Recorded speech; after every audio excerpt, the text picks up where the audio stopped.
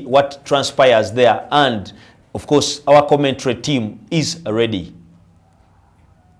A very good evening and welcome to the FUFA Technical Center in Jeru for the Cecafa Women Championship last match of Group B between neighbors Tanzania and the Zanzibar Queens. Of course, the lineups are there as you see. Zanzibar assembling their custodian and captain, that is Zuena Yasin, Asha Abdul, Mutumwa Katib, Mwativa Abdallah, Agnes Ezekiel in a 4-4-2 system. While of course at Tanzania, the Twiga Stars assembled in a 4-3-3 system, assembling Gulena Yona as their goalkeeper, Protasia Mbumba, Esther Mubanza, Julia Aminiel, Fatuma Isa, the experienced player who turns out for Simba Queens, and of course a skipper Amina Ali Bilal, among others. Zanzibar dressed in all white, while the Twiga Stars of Tanzania are dressed in all blue. As we await for the match referee, Miss Ghana Tilathun, to get us underway here in the Cecafa Women Challenge Cup. Great game it's going to be here at the FUFA Technical Center in Jeru, as we await to see who will lead this group. Remember, in the other game, Ethiopia are in action against South Sudan.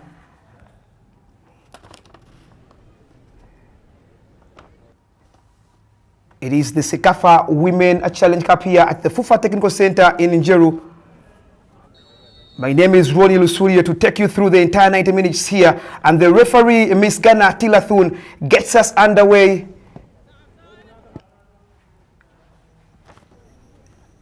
Zanzibar here in possession.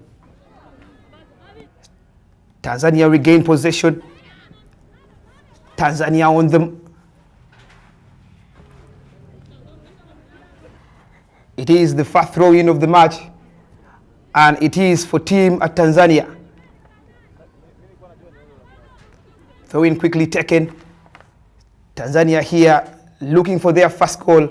Remember, the last time they met against the Zanzibar Queens was in the 2019 edition that was held in Tanzania, with that game ending 7-0 in favor of the Tanzania Twiga Stars. Can they repeat the same? We are waiting to see. Tanzania here on the ball. Pass here trying to find Mwana Hamis. Mwana Hamis for Tanzania. A chance for Tanzania, and it's goal number 1 for Tanzania. Tanzania breaks the deadlock in the first minute. And guess who? It is the danger lady, Opa Clement Tumbuke, just like she did in the previous game against Ethiopia. Opa Clement Tumbuke puts Tanzania in the lead. It is Tanzania 1, Zanzibar Queens 0. A brilliant start here for the Tanzania Twiga Stars, getting their first goal in just 1 minute. Arguably the fastest goal of the tournament so far. Just like it was in 2019, Tanzania get an early lead.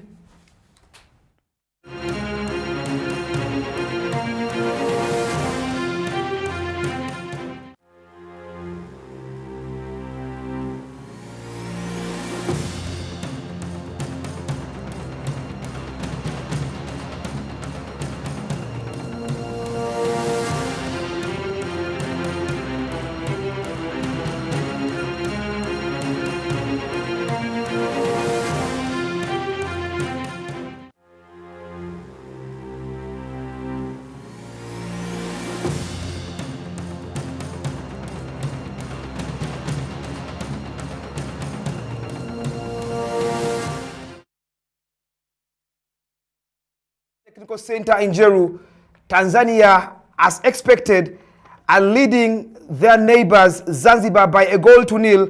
Opa Clement Tukumbuke scoring that goal to take her tally to 2 goals.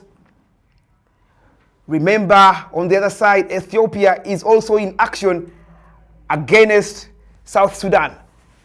Attack here for Zanzibar, but Tanzania beautifully defends. A long one here, trying to find Opa Clement. Opa Clement on the chest here. But again, the flag was already raised up for offside.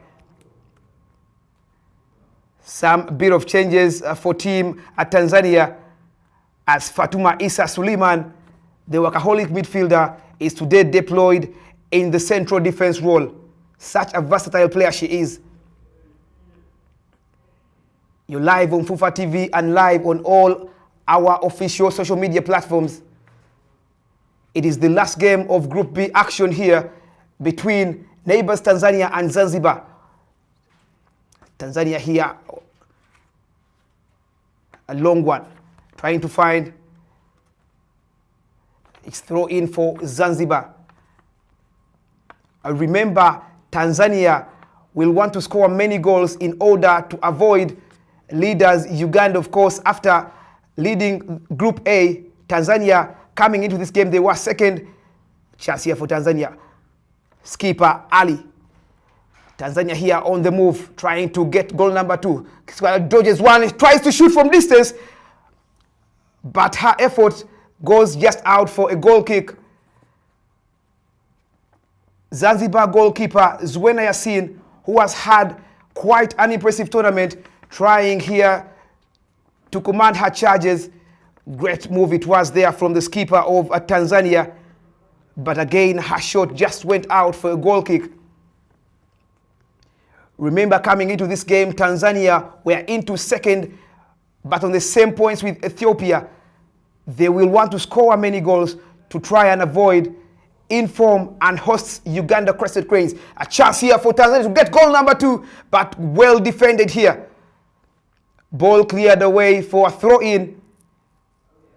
5 minutes played here at the FUFA Technical Center in Jeru. It's the last match of Group B between Tanzania and Zambia, rather than Zanzibar. Tanzania leading by 1-0, scored by the usual suspect, Opa Clemente Tukumbuke. Tanzania here on the move. Great through ball. Mwesa finds Opa. Opa trying to beat one, but again, ball well defended, not yet safe. A shot here. Match referee, Miss Ghana Tilathun, says it's a handball and it's a free kick for Zanzibar. Remember, Zanzibar have never won any match in the Cecafa Women Championship, and this is their 3rd edition of participation into this tournament. This is their 10th game. Out of the 9 games, they have only managed to score 1 goal that came against Burundi in the 2019 edition.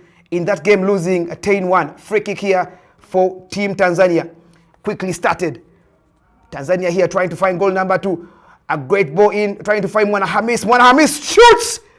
But again, ball is slightly headed out for a corner kick. Impressive start from the Trigger Stars of Tanzania. Great pass there from the skipper, trying to find Mwana Hamis. Dodges one, beautifully shoots, but her effort is slightly headed out for a corner. The Trigger Stars piling pressure on Zanzibar. Corner kick here for Tanzania. Let's see what will come out from this corner. Corner brilliantly taken. A header, but again, not the best from it. And it's a goal kick for Zanzibar.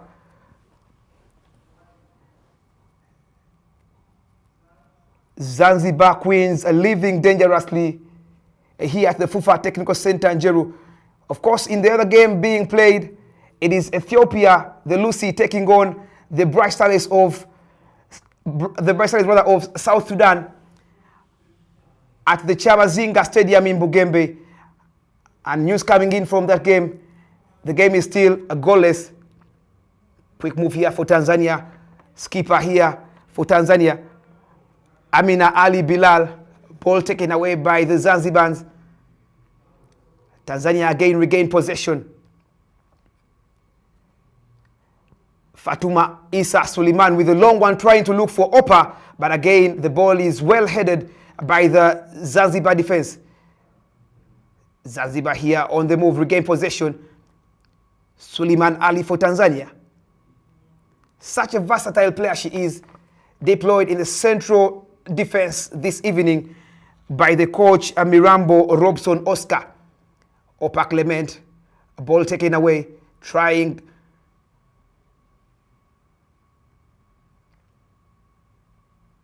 One-sided game it looks to be here at the FUFA Technical Center in Jeru with just 8 minutes played. The Twiga Stars are leading 1-0. Goalkeeper Zuwena Yassin with the long clearance here. The Zanzibar in possession. Zanzibar here. Mary Joseph Joachim trying to beat one, but again, ball taken away. Tanzania regained possession right from the back. A great searching ball trying to find Mwana Hamis. Let's see what she can see. Let's see what she can do from this effort. But again, poor control from Mwana Hamis, who hasn't had the best of tournaments for a goal kick. This is a game where one would think Mwana Hamis could rise to the occasion. But with just 9 minutes played, nothing yet from Mwana Hamis, who scored the winning goals in the first edition in 2016 when Tanzania beat up Kenya. It was 2-0. Opa Clement here trying to find goal number 2. But again, the Zanzibar defense, despite conceding earlier, are steadily getting into the game. The referee says there was a foul committed by Opa Clement on the Zanzibar defender Mwavita Abdallah Abdilai. I beg your pardon, it was Agnes Ezekiel Milanzi. It is a free kick for Zanzibar. It is the Cecafa Women Challenge Cup here at the FUFA Technical Center in Jeru. Last game from Group B. Who will lead the group? It remains to be seen. Remember, from Group A, the Uganda Crested Cranes and of course Burundi already progressed from that group. Uganda progressing as leaders. So Tanzania wouldn't love to meet Uganda in the semis given the home advantage, and the only thing they have to do is to score as many goals as possible to ensure they can overtake Ethiopia, who are taking on the Bright Stars of South Sudan. A long free kick here coming in for Zanzibar. Taken in here, but again, ball not the best header, but again, Fatuma Issa Suleiman, the versatile player, tries to clear it away. Tanzania here in a possession. Mwitu Katib Ali beautifully finds, but again they lose position. I just don't know why the Tanzanians are easily losing position, especially from the middle of the pack. It is throw in here for team Zanzibar. Mtuma Katib Ali takes it quickly, but again Tanzania gets the ball. Tanzania here on the move. Captain Amina Ali Bilal greatly tries to find. Again, the flag was up. Great interchange of passes here in the middle of the park. But again, the usual suspect, Opa Clement Tukumbuke, was flagged offside by the referee, Miss Ghana Tilathun. In the first match, remember when Tanzania played against the Bright Stars of South Sudan, Opa Clement Tukumbuke started on the bench.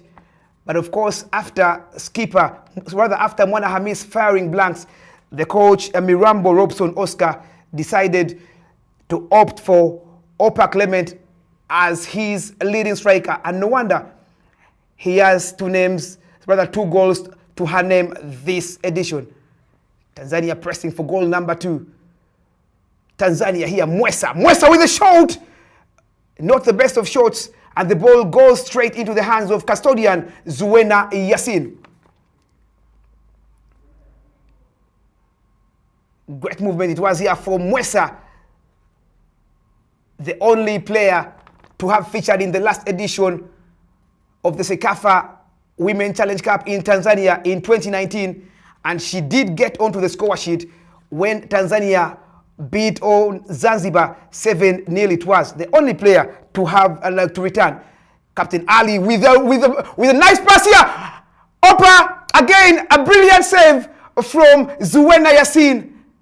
Despite Zanzibar not being on the best of their form, but trust me, Zuwena Yassin is always up to this task whenever she is required. Chance here for Tanzania, but again, ball beautifully cleared.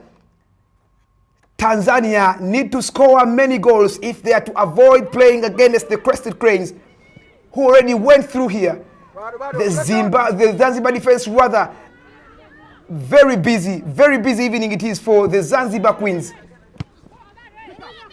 Zanzibar here on the attack. Ball beautifully cleared away by the Tanzanian defender, Julia Aminiel. Tanzania again on the attack. Mwesa trying to beat 1-2. Mwesa for Tanzania. Ball goes out and it's a throw in for Tanzania. Esther Mabanza Gindula to take that one. This was the chance for Opa to score goal number 2. But again, goalkeeper Zuena came out in time to tame Opa's effort. Great save it was. If there are any goalkeepers in this edition who have enjoyed, despite the Zanzibar Queens not playing to their best, Zuena Yassin, the custodian, is one of those best goalkeepers in this edition. Ball quickly started here to Asha Abdallah. Asha Abdallah Baka trying to find Mary Joseph Joaquin, but the ball again is cleared for a throw in for Tanzania. Throw in quickly taken here, trying to find Captain Ali. A long cross here coming in, but again, the goalkeeper and skippers, when they are seen, raises high to tame it. Quickly starts it. But again, headed a Tanzania in possession yet again.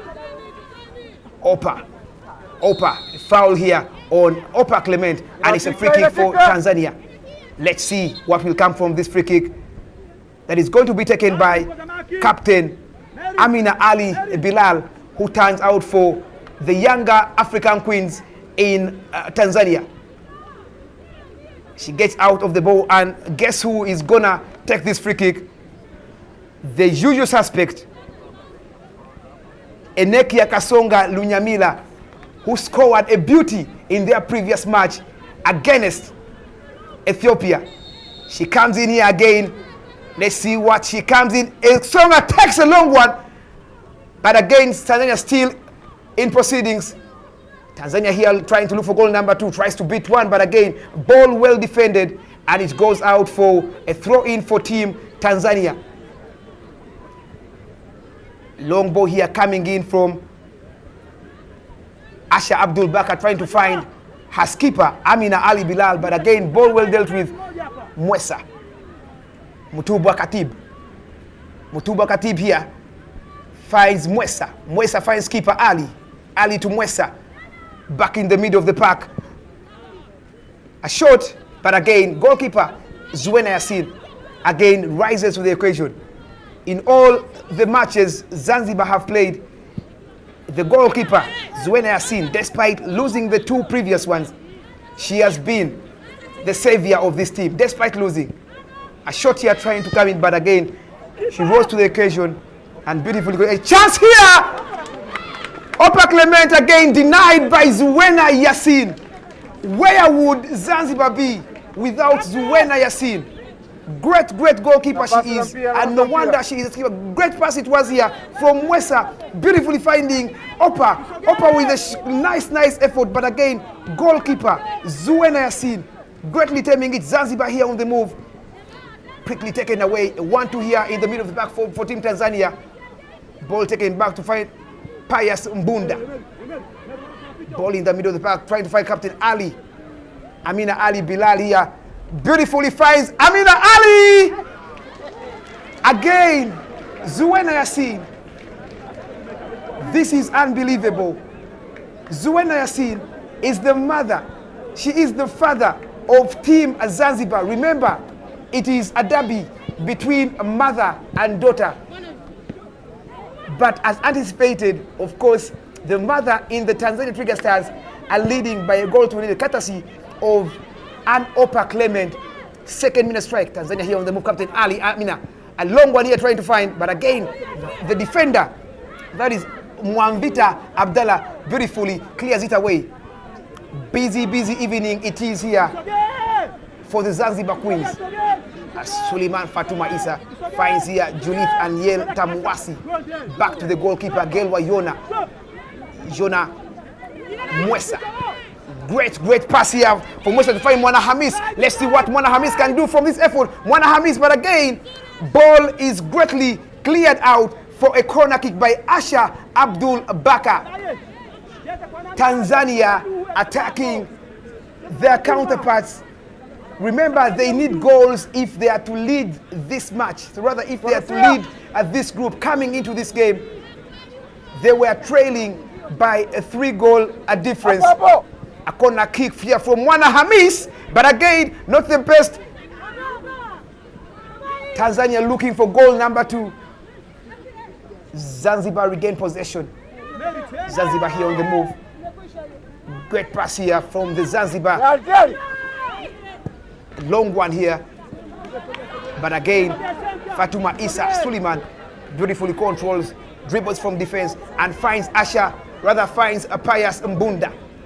Mbunda with the long one, trying to find Clement. A chance for Clement to make it goal number 2. What can happen from here? Not the half of the final deliveries from Clement.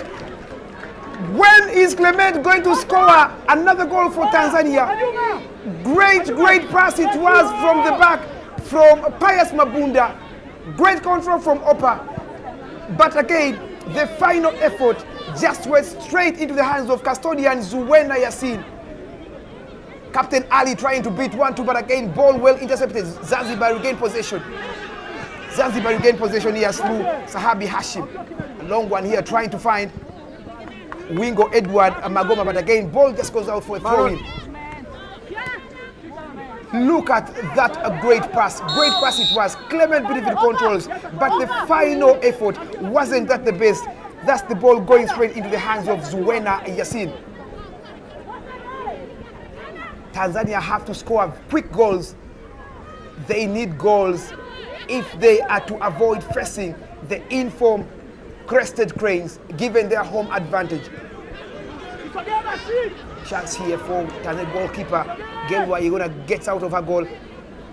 Greatly controlled and passes the ball to a danger lady, the versatile Fatuma Isa Suleiman.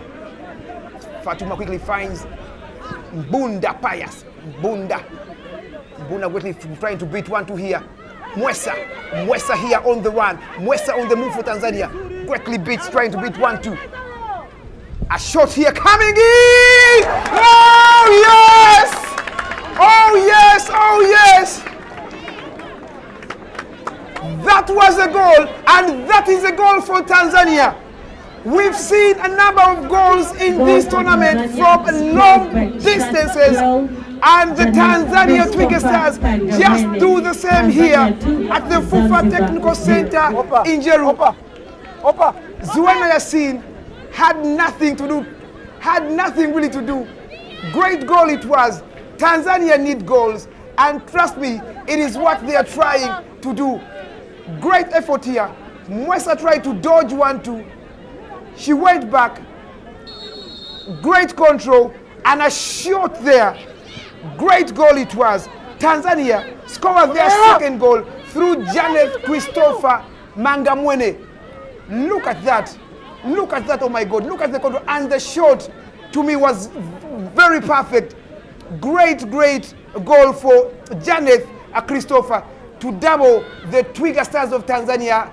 We've witnessed a number of goals. In yesterday's game of Shamiro Naljo of Uganda scored such a goal. And just now, Janet Christopher doubles Tanzania's lead. It is not yet over as Tanzania still wants more goals. Mwana Hamis, not the best of tournaments as she has had so far. No goal yet to her name, despite being so influential in Tanzania's success in this Cecafa Women edition. A great pass here, trying to find a chance for Tanzania to make it goal number 3. Let's see what comes from here. Chance for Tanzania. It's a goal! It is raining goals, ladies and gentlemen. It is raining goals.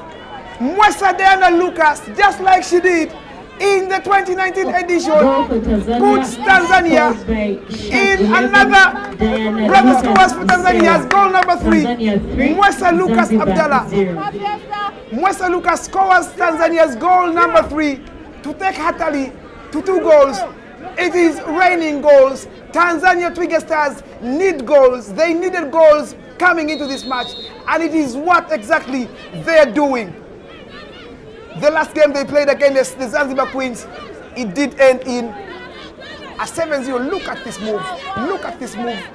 Great cutback it was. And Mwesa did no mistake. to slot in for goal number 3. Look at this pass. Great one it was. The defender tried to clear, but the clearance wasn't at the best. Mwesa did no mistake to capitalize on the poor defense of the Zanzibar to make it 3. Tanzania is leading their neighbors by 3-0. This is what they wanted, and this is what they are achieving. Zanzibar, in their 9th match, they are heading into their 9th loss in the Cecafa Women Challenge Cup history. 23 minutes past the hour mark, the Tanzania Trigger Stars are leading the Zanzibar Queens by 3-0. What a start for the Oscar Mirambo coach side. Throw in here for Tanzania, coming in from Pius Mbunda. Ball cleared away by the Zanzibar defender, and ball goes out for a corner kick. Mwana Hamis slowly trotting to go slot in that corner. Zanzibar leaving dangerously. Corner kick from Mwana Hamis Omari.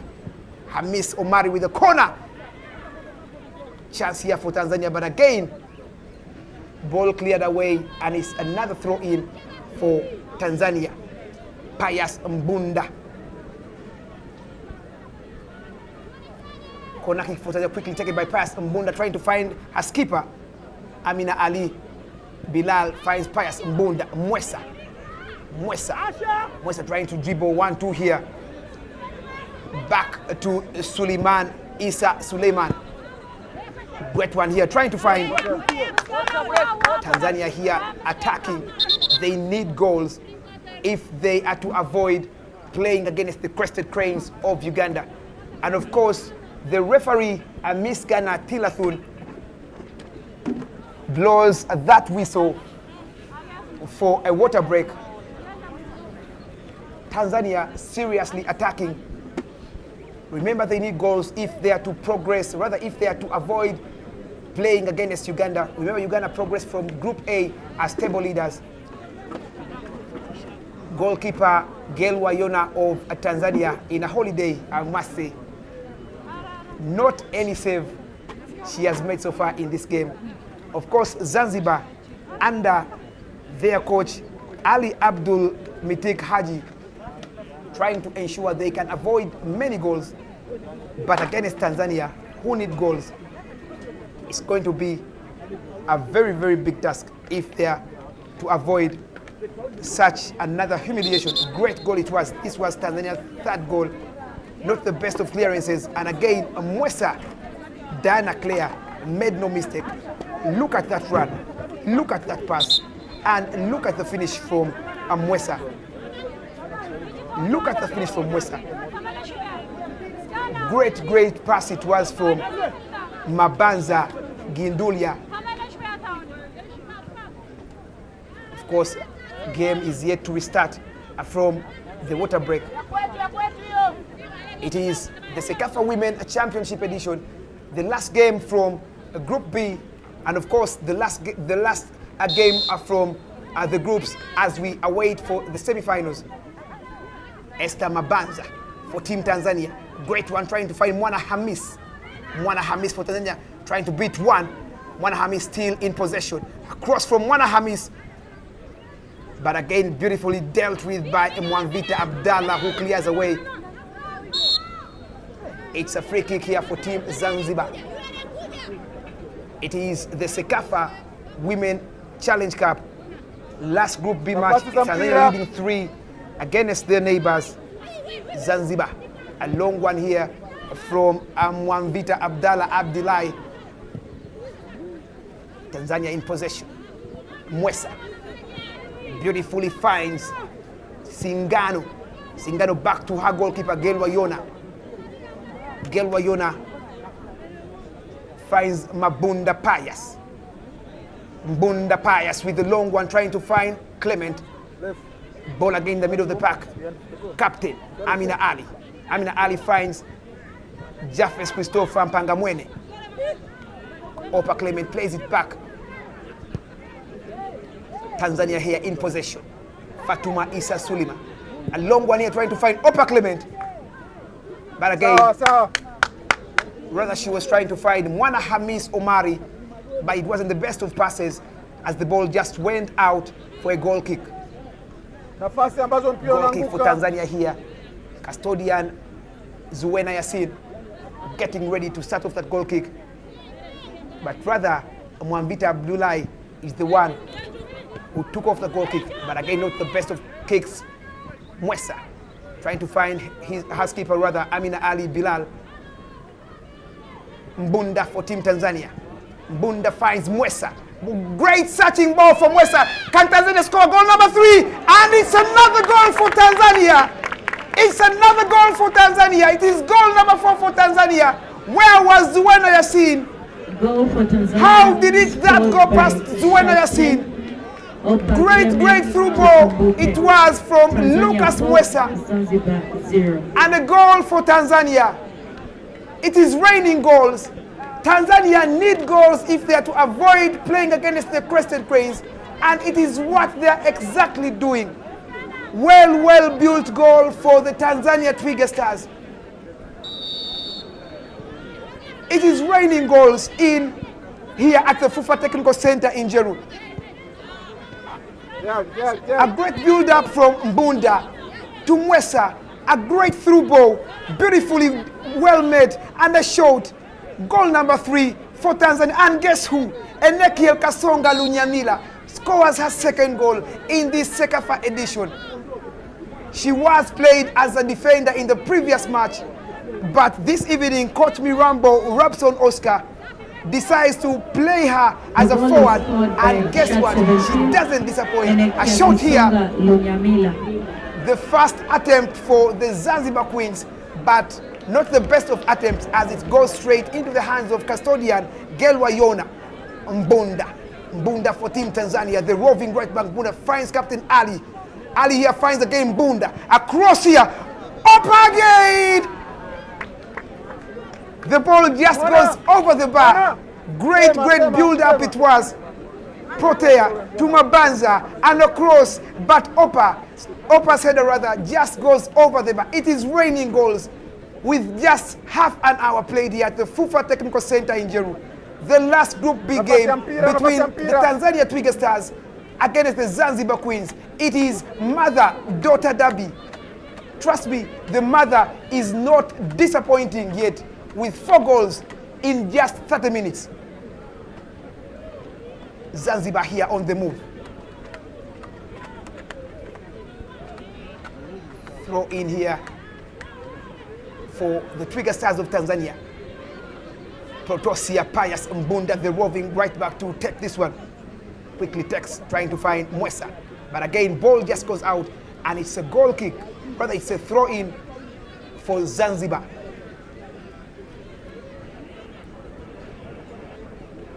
Ethiopia beat on Zanzibar 5-0 in the first game. Tanzania just 1 goal away from equaling the result or the score mark of Ethiopia against Zanzibar. Throw in here for Tanzania.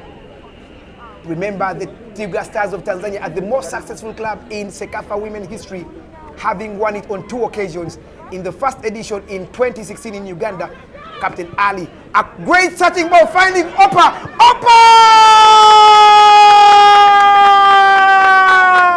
5-0 Tanzania, and guess what? Yet again, Opa Clement Tukumbuke makes it 5. Goal number 2 onto her name this evening. Great pass, a multi-million-dollar pass it was from Amina Ali Bilal. Zanzibar torn apart here at the FUFA Technical Center in Jeru. It is raining goals. It is raining goals. Tanzania 5. They needed goals coming into this game, and it's exactly what they are doing. Quick substitution here for Zanzibar. It's a quick sub for Zanzibar.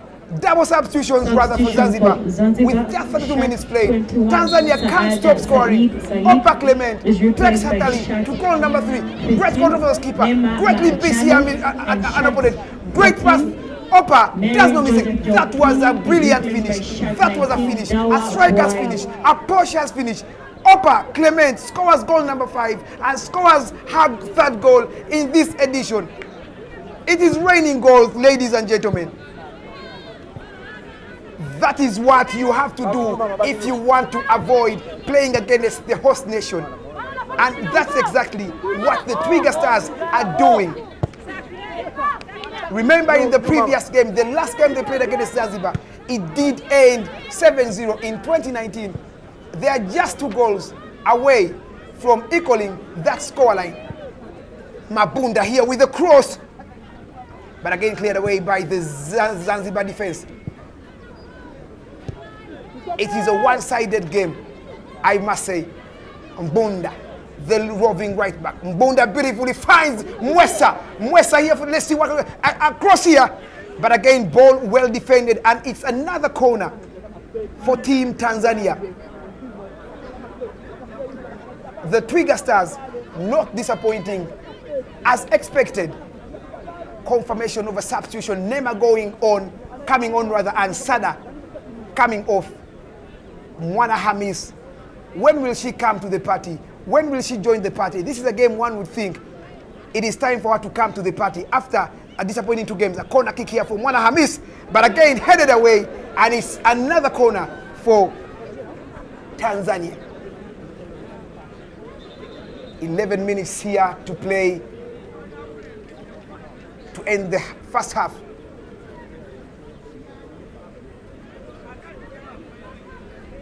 Corner kick here for Tanzania. Let's see what comes out from this corner. Mwana Hamis beautifully swings in that corner. A chance for Tanzania to make it goal number 3. Another confirmation of the substitution. Mabunda, Dawa of course coming on for Zanzibar, replacing a Mary. Quick substitutions. I must say, 2 substitutions. Tactical they were. Of course, our coach Ali Abdul Mutik Haji trying to avoid losing hugely. A chance here for Tanzania, but again the skipper beautifully beats an opponent into the box. But again, her final effort wasn't the best as it just went outside. Greatly controls. Amina Ali Bilal, one of the greatest midfielders in this edition, commanding as a leader, passing as a leader. Mwesa here for Tanzania. Goes back to find Christopher, finds keeper Ali. Again Tanzania, the Mwesa to Ali. A ball stolen away by Zanzibar. Trust me, Zanzibar are leaving dangerously with just 10 minutes to play. Trying to attack here, but again the ball is headed straight by Jalieth Atamuwasi Singano back to goalkeeper Gelwa Yona. Mesa. Long one trying to find Kasonga. Kasonga here chasing, but the ball was quite long and it just went out for a goal kick. Interesting game it is here at the FUFA Technical Center in Jeru. Remember, you're live on FUFA TV and all our official social media platforms. It is the Group B last match between the Tanzania Twiga Stars against the Zanzibar Queens. As it stands, it is 5-0 in favor of the Tanzania Twiga Stars. Throw in here coming in from Mbunda, skipper Ali. But again, ball well cleared. Beautifully finds Fatuma Issa Suleiman, the versatile midfielder from the Simba Queens. Back to her goalkeeper, Gelwa Yona. Mabunda. Gelwa Yona again. Great day she's having, not much trouble. Midfielder here, Ali Amina Bilal. Beautifully finds Christopher Janeth Pangamwene. Back to Aminel Taumwai. Finds Fatuma Issa Suleiman. A long one here trying to find Mabanza Gindula. But again, ball well cleared away by Mutumbwa Katib Ali. Mwesa for Tanzania. Finds Mpangamwene. Trying to find Luinduma to Pangamwene, back to Pangamwene. Pangamwene finds Mwesa. Mwesa finds Mwana Hamisi. Great football here being displayed by the Tanzania Twiga Queens. A long one by Pangamwene, trying to find the skipper Ali. Ali back to Mwana Hamis. Finds Ali. Ali with a shot from distance. Not the best of shots, as it just goes out for a goal kick. They need goals. It was Mbunda with that shot from distance. They've already tried it from distance and they've already yielded fruits. That is why they can't stop trying, because they know what they can get from trying out of shooting from distance. Throw in here for Team Zanzibar. 38 minutes past the hour mark. It is Tanzania 5, Zanzibar 0. Throw in here coming in from Abdul Baka Asha. Mwesa for Tanzania. Mwesa with the back pass straight to goalkeeper Gelwa Yona. Yona finds a Pius Mbunda, the roving right back. Mbunda with the long one, trying to find Opa Clement. Rather Mabunda. Ball again, cleared away. Clumsy clearance here. I believe she would have done well to clear the ball up front, but because they are living dangerously and under pressure, the defender Mwambita Abdallah Abdullah just cleared the ball just out. Across from Mbunda, trying to find Opa Clement. Still not yet safe. A shot here. Pangamwene's shot is just blocked and still turns it for the Pangamwene. Mbunda finds keeper Ali Amina Bilal. Ali Amina Bilal with a nice penetrating pass to find Mbunda, the roving Mbunda. Mbunda for Team Tanzania. Mbunda getting all acres of space to operate freely. Believe me, she is so far having a good day in office. Suleiman beautifully blocks in there and it's a foul. We go Edward Magoma on a foul onto Fatuma Isa Suleiman, and it's the first yellow card of the game. The first yellow card of the game being shown to the Zanzibar Queen striker, Wigo Edward Magoma, after a foul on Fatuma Isa Suleiman, a player who turns out for the Simba Queens in the Tanzania Women Premier League. Tanzania here on the move. Christopher Janet finds Ali. Ali with the through ball, trying to find Mbunda. Mbunda with a shot. I just like the chemistry between skipper Amina Ali Bilal and Mbunda. Mbunda greatly operating, freely operating from right back to up front, getting time to shoot, getting time to interchange those passes with teammates. Great evening she is having and a great game she is enjoying. Remember, in the first edition in 2016, just here at the FIFA Technical Center in Jeru, is when Tanzania rather emerged champions of the first edition, looking to replicate such memories. It is 41 minutes played here in the first half. It is the Cecafa Women Championship Group B match, the last one. Mwana Hamis here. Mwana Hamis on the counter. A yellow card here confirmed to Nabi. A cross here for Mwana Hamis, but greatly blocked by Mutumwa Katib Ali for a corner kick. Great game the Tanzanians are enjoying. Great game the Tanzanians are enjoying. It was rather Asha Abdul Bakar with that big block. Corner kick here for Tanzania. And yes, again, a big clearance. World class and top class defending from Mutumwa Katib Ali. Great defending, but again the referee had already blown the final whistle after signaling a foul, rather after citing a foul on a Zanzibar defender, and it's a free kick for Zanzibar. Free kick quickly taken.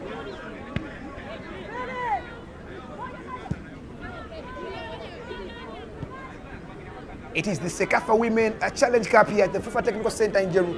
You're live on FIFA TV and all our social media platforms. Chasia Ali Suli, the captain. Great searching ball, but again, well intercept, a chance for Mwesa! Ball goes over the bar. Great chance it was to make it 6. Great chance it was for Mwesa to score her second on the evening. But ball goes inches out for a goal kick.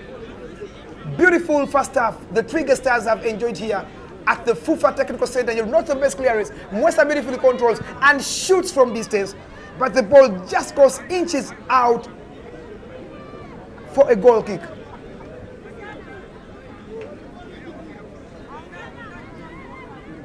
Throw in here for Tanzania. Mbunda, the roving right back, quickly starts it to Fatuma Issa Suleiman. Fatuma Suleiman to Esther Gindula. Mwesa loses possession. All cleared away. But it goes straight into the hands of Gelwayona.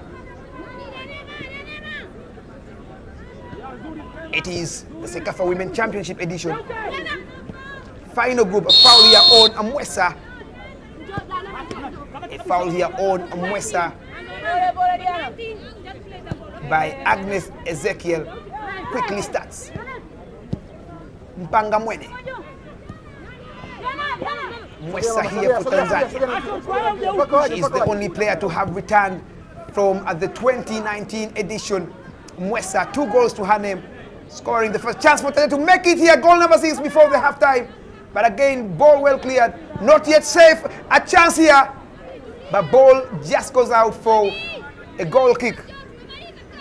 Just like I've been saying, they need goals if they are to avoid playing against the crested cranes of Uganda.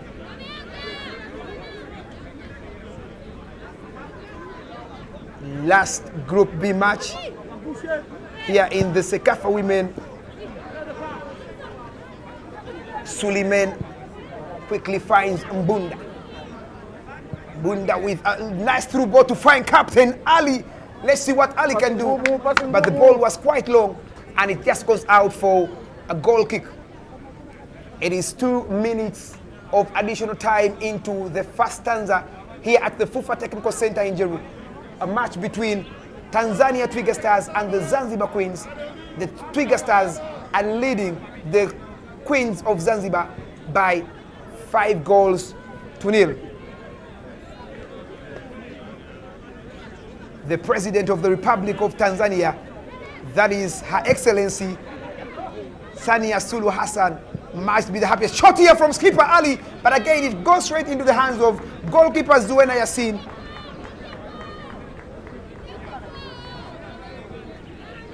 The President of the Republic of Tanzania, Her Excellency Samia Suluhu Hassan, rather, must be the happiness with her daughters playing their best game so far in this edition, leading neighbors Zanzibar by 5 goals to 0. With just a few seconds here to end the first half. Mwana Hamisi here on the counter. Mwana Hamisi here trying to beat Asha Abdul, but Asha Abdul again. Soldiers on to take away that ball. Tries to clear, but again, ball goes out for a goal kick. Throw in at the first half, it might be Zanzibar on the counter-attack. Ball taken away. Tanzania regain possession here. Mwesa for Team Tanzania. Mwesa here on the counter. Mwesa get the ball into the middle to find Captain Ali Anith Bilal. A shot from distance from skipper Ali. Remember, she scored that very goal in the first game against South Sudan.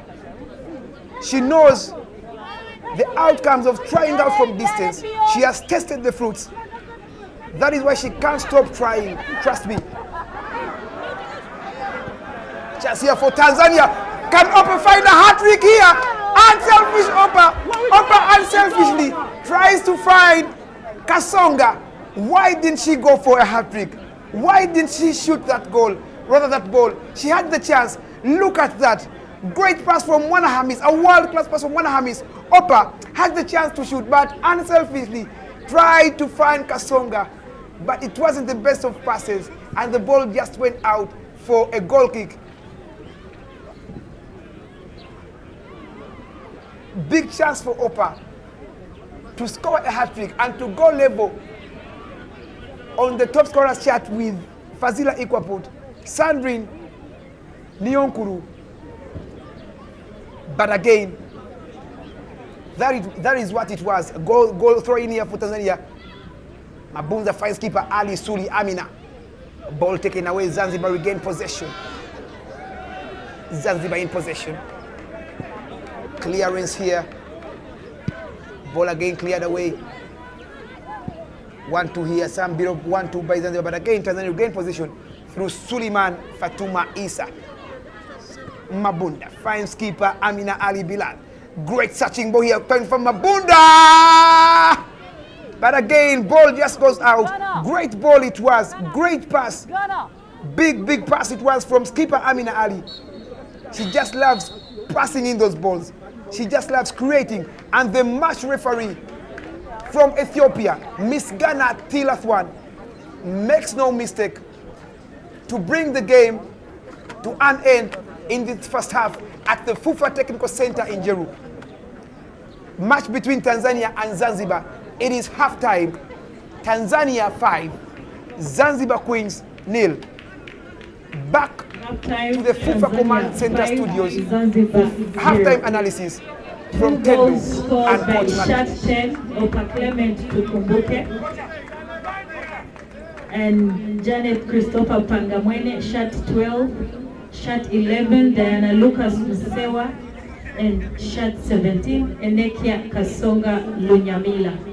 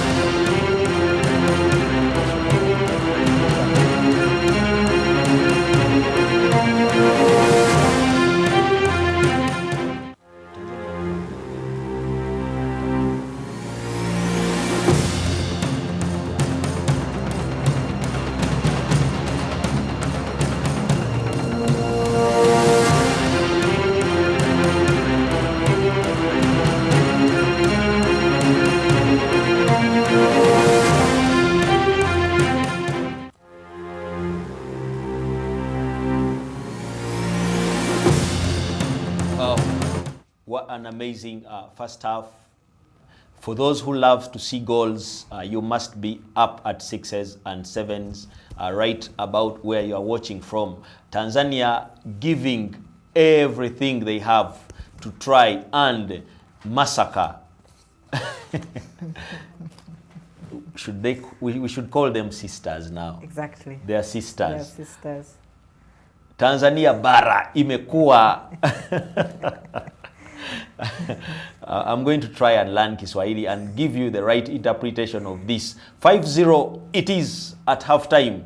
The only reprieve that a football purist can have is in the other game, Ethiopia is leading 2-0, which means mathematically that nothing has been done yet. Exactly. If you've seen 5 goals here, just know that Tanzania is going to come up even more energized, because as we talk now, everything is flat the same, with Ethiopia leading 2-0 and Tanzania having won only 2-0 against South Sudan. What Tanzania has done so far is exactly what Ethiopia did to Zanzibar. So the goal difference is still the same, and there is still no leader of the group, having gone 2-all both sides. So as far as this game is concerned, we are still braced for a cricket score on this side, and hopefully those who are at Bugembe are going to enjoy the Lucy trying to tear apart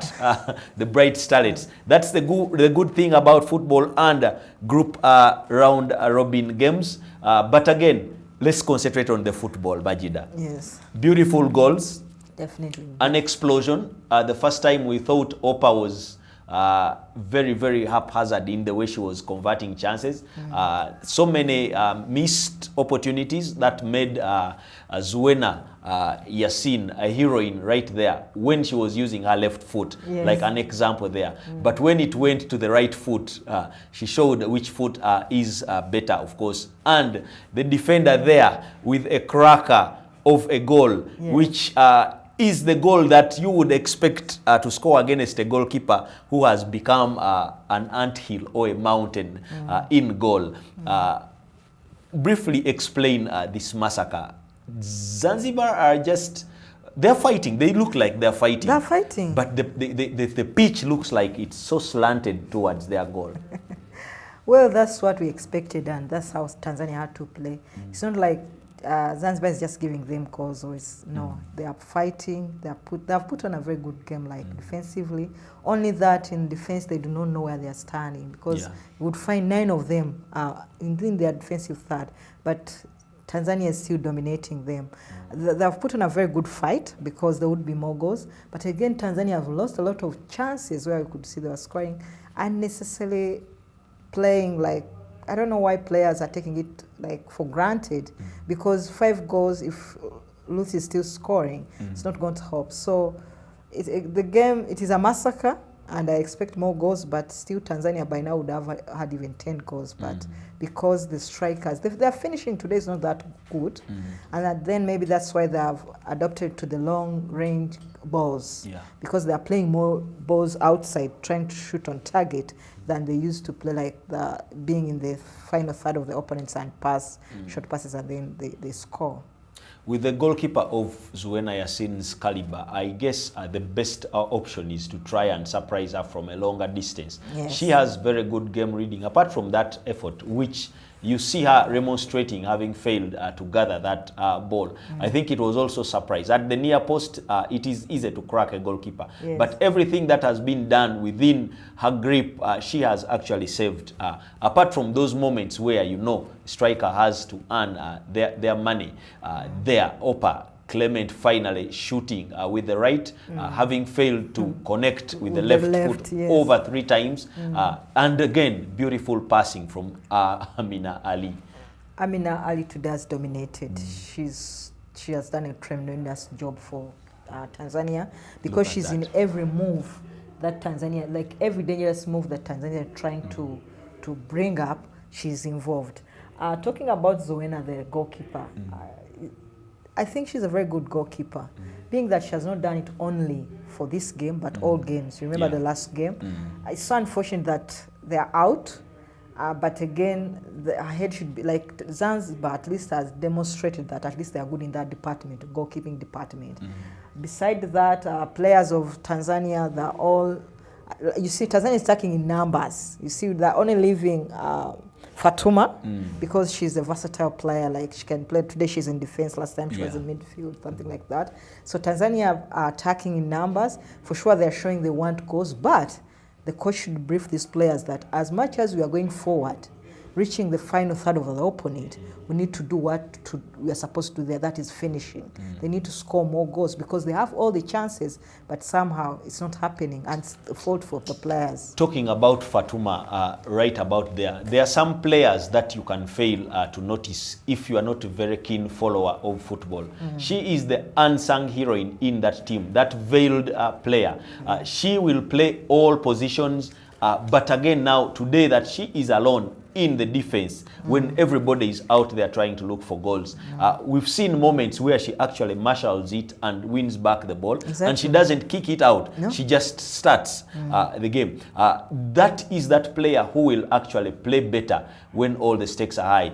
Mwana Hamis, right about there, doing a lot of things, but still the goals are evading her in a tournament where we would think she must have some goals there. So Tanzania has that element that we have seen in Uganda. When the players that are expected to perform shy away, the others come and step onto the podium and express themselves. I know everybody who hopes to meet Tanzania, they must be actually calculating how to beat this team. I know the technical team of Uganda and Burundi are all watching to see how exactly they can maneuver. And of course, as they try to see what Ethiopia is. But this team, like Uganda, to me, they are the most dangerous in terms of versatility and ability of players who to step up when the stars actually shy away. Very dangerous team, because you can find that their players can at least play two positions.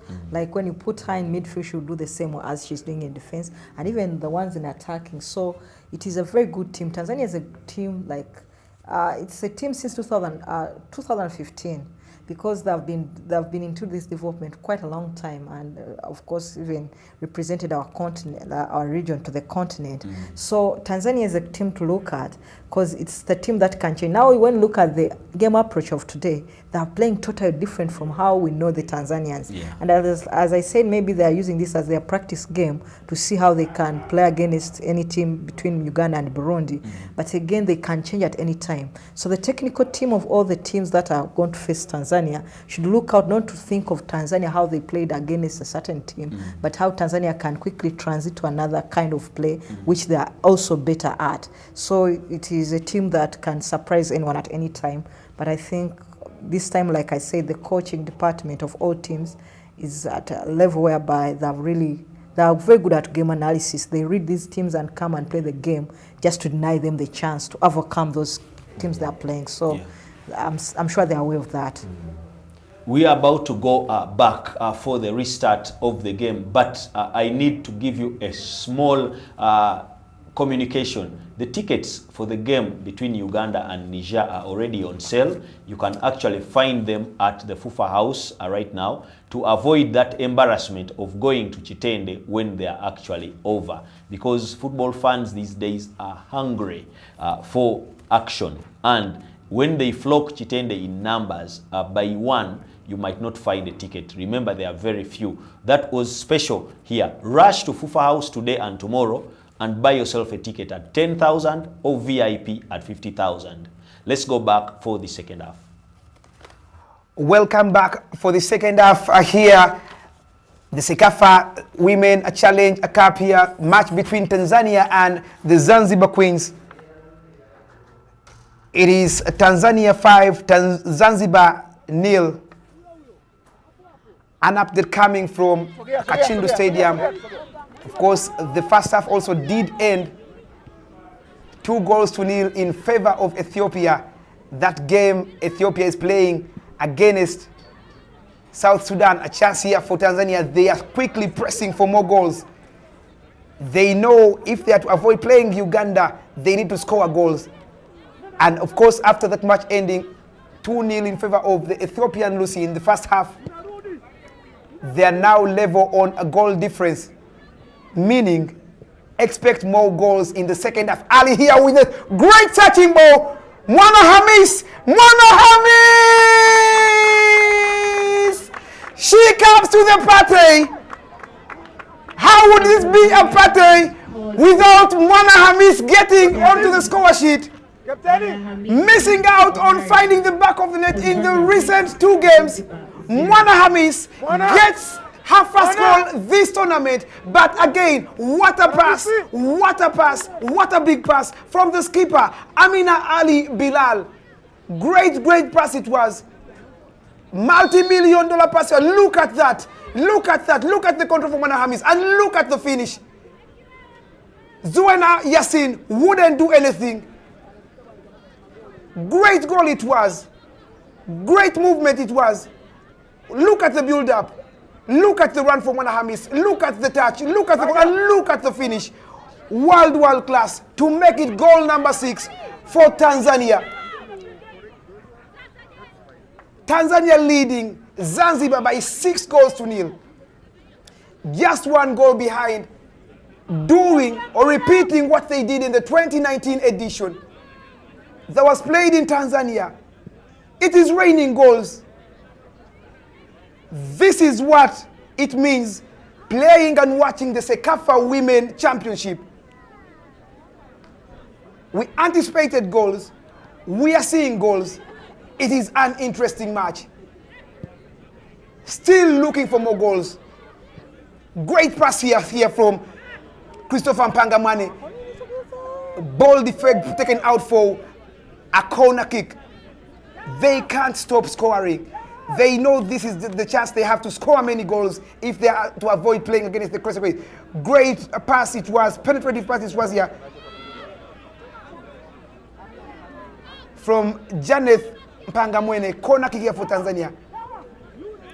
Taken and again goes out for a corner. Mwana Hamis comes to the party just when she was needed, just when the Trigger Stars needed her. She just came to the party. She joins the likes of Opa. She joins the likes of Kasonga. She joins the likes of Ali Bilal as one of the scorers of the Trigger Stars this edition. Great one corner from Mwana Hamis. Mwese with a nice cross here. Chance for Tanzania. Yes, it is. It is and it is. It is goal number 7. It is raining goals. Goals can't stop entering. And guess who? The right back, who has had a very interesting game right from minute 1. Protasia Bias Mbunda also joins the party. Great game she has had. And what a way to ice it up with a strike. Goal, goal, goal, goal after goal after goal it is here at the Fufa Technical Center in Jeru. Tanzania, with just 5 minutes into the second half, are leading Zanzibar by 7 goals to 0. Look at that beautiful pass from Mwese. Ball miscalculated by Zuena. Great goal. Look at Mwese. Great control. Across. Ball miscalculated by Zuena. Mbunda controls. And she slots in. Great goal it was. Tanzania 7. Zanzibar 0. As we speak, Tanzania are leaders on goal difference from Group B. And just in case it remains like this, Uganda will play against the Ethiopia Lucy. Talking about the top scorers, Ethiopian experienced skipper Rosa Abela joins Fazila Ikwaput and Sandrine Nyonkuru as a top scorer with 4 goals. Chance here for Captain Ali. Cross for Ali. Chance for Opa. Not the best of crosses, but again, Tanzania still in possession. Mwana Hamisi trying to beat one, but again, ball well defended, and it's a throw-in. Zanzibar living dangerously. Where will they sleep after this game? Believe me, Tanzania are not yet out of it. They want to score goals. They want to. Mwana Hamis with a chance. Mwana Hamis with a cross. Zanzibar living dangerously. It is raining goals, ladies and gentlemen, at the Fufa Technical Center in Jeru. Tanzania can't stop scoring. Opa.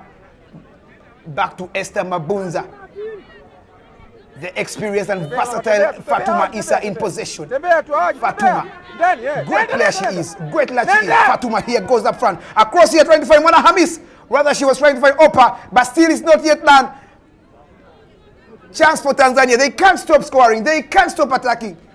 Zanzibar living dangerously here at the Fufa Technical Center in Jeru. As it stands, Tanzania and now on 9 goals goal difference. Quick throw in here for Tanzania. Ball finds here in the middle of the park. Finds Pangamwane. Pangamwane finds Mwese. Mwese to skipper Ali. Great game she's having. Ali here. The creative midfielder of the Tanzania Twiga Stars. Finds the talented Fatuma. Fatuma back to Jathia to Mwasi. Great penetration for trying to find Ginjula, but again, ball goes out and it's a goal kick for the Zanzibar Queens.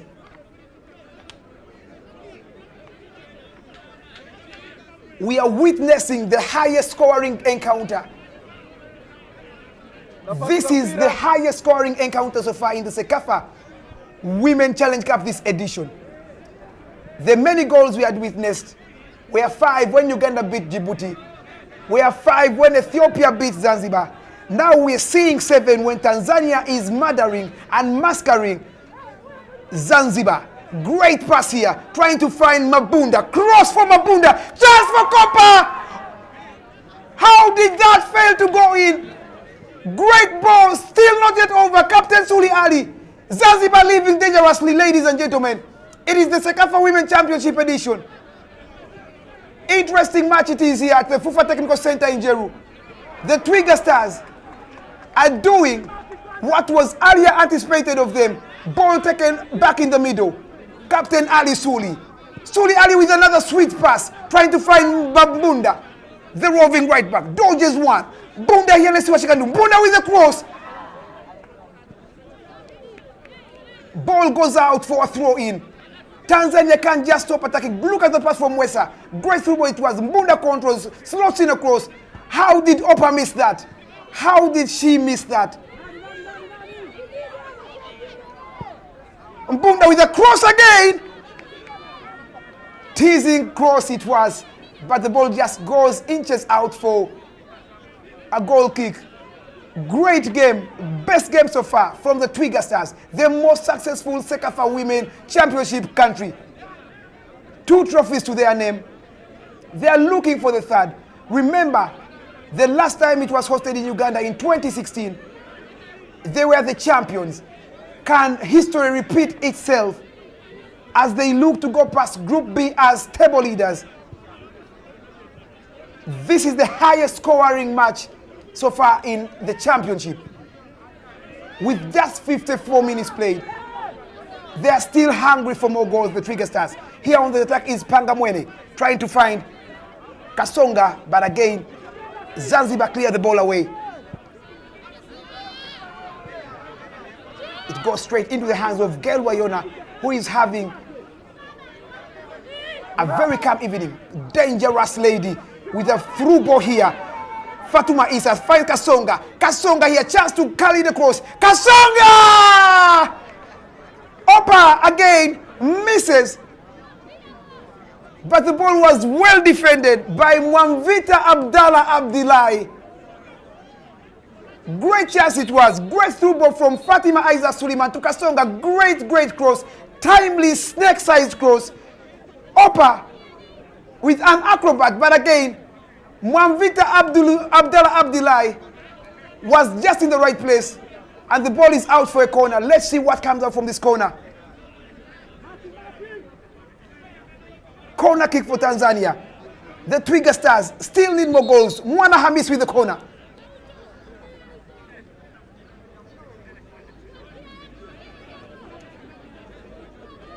Of course, there was some bit of pushing there, and the referee, before the kick was taken, she had ordered for play to fast stop, and still corner is going to be retaken. It's Mwana Hamis who has already come to the party. Corner from Mwana Hamis. Mwese poorly controls, and the ball just goes out for a goal kick. 56 minutes played. You're watching the Cecafa Women Challenge Cup live at the FUFA Technical Center in Jeru. Last game in Group B between Tanzania and the Zanzibar Queens. Just like it was in 2019, 7-0 it ended. It is 7-0 with just 56 minutes played. Chance for Tanzania. Opa. Mwese with a shot. Great one to it was from Opa to Mwese. Mwese shoots, but again the ball just goes over the bar. One-sided game is proving to be, just like it was in the first half. It is the same in the second half. Great combination from Opa to Mwese, but the shot from Mwese just went out for a goal kick.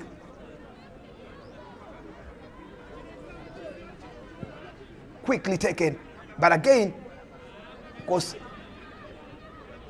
Pangamwane for Tanzania. Ball zeroed here by Mabunza to goalkeeper Gelwa Yona. Finds the talented Fatuma Issa. Great game she is enjoying. Play her as the midfielder, she will rise to the occasion. Play her as the defender, she will rise to the equation. Fatuma Issa Suleiman, greatly talented. Mwesa with a through ball trying to find Mwana Hamis, rather Mabunda. But the pass was long and the ball just went out for a goal kick. Mabunda Protasiya Pius. Great game she is enjoying. And no wonder she's already got her name onto the score sheet. Just like Mwana Hamis got onto the score sheet. Long goal kick here, but not the best of goal kicks. Mwesa here for Tanzania. Tanzania here looking for goal number 3. A chance for Opa! Yes! It is goal number 8. It is goal number 3 for Opa. And goal number 4. Opa goes as joint top scorer in this edition. She scores her 4th. Ladies and gentlemen, how many goals are we going to witness in this match? The Tanzania Twiga Stars can't just stop scoring. They hoped for goals. They came in wanting goals. They are scoring the goals. Tighten your seatbelts. We are still experiencing more goals. With 30 minutes to play, they are hungry than never before. Opa Clement Tukumbuke scores Tanzania's 8th goal, her 3rd in this game. Ladies and gentlemen, this is the first hat-trick in this edition. Opa with the move across for Opa again. Chance for Tanzania, and it's goal number 9. Ooh la la la la. When will Tanzania stop scoring? It is raining goals. It is raining goals. Mabanza Esther Gindula finds Tanzania's goal number 9. This is unbelievable. This was unthinkable. It is unfolding before our eyes. It is raining goals. Great pass it was from Mwesa to find Opa. Kamli slots in a brilliant cross. Great finish. World-class finish from Mabanza. Look at that one from Opa. Raises her head, looks in there, slots in a cross, great cross, and a great finish. Ladies and gentlemen, it is 9 goals. We are experiencing the highest scoring encounter. It will be very hard for Tanzania not to. Again, it is a goal for Tanzania. I am speechless. It is 10 goals to nil. Tanzania are tearing Zanzibar apart. Tanzania are disciplining Zanzibar. The mother-daughter affair. The mother is disciplining the daughter. It is 10 goals to Tanzania with just 29 minutes to play. Mwana Hamis here on the move. Looking for goal number 11. Mwana Hamis.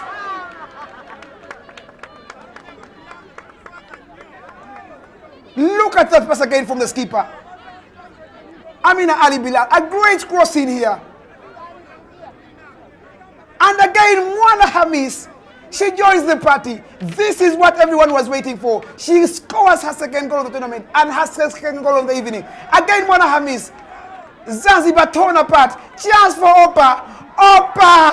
Oh! Ball goes out. Ball hits the crossbar. I am speechless. It is raining goals. It is raining goals at the FUFA Technical Center in Jeru.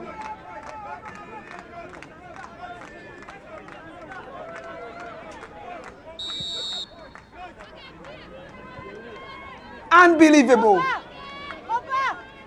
We are witnessing the highest scoring match in the Cecafa Women Championship this edition. Just 62 minutes played. The Twiga Stars have taken the Zanzibar Queens to school. 10 goals it is here at the Technical Center in Jeru. And still wanting more. Mwesa with the long one.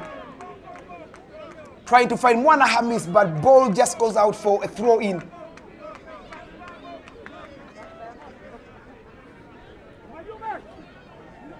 Prior to the match, one of the Tanzania Twiga Stars officials made it clear that they want to score more than 8 goals if they are to top the group, if they are to stand any chance of topping the group.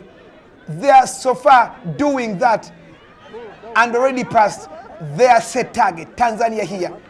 Fatuma Isa Suleiman with a long one, trying to find the skipper who is enjoying the evening. Jafeth Amina Ali across here trying to find. Still not safe. The Zanzibars. Zanzibar is still not safe. A pass here. Beats one. Esther Mabanza Gindula trying to score goal number 2 here on his name this evening. Just to remind you, the Tanzania under-17 side became the first East African country to storm the World Cup, of course, after going past their opponents. Tanzania will represent Cecafa region in the World Cup under-17 that will be held late this year in India. Great achievement it was as they are looking for goal number 11 through Kasongo. A foul here. Let's see. Is it a foul? Is it a free kick?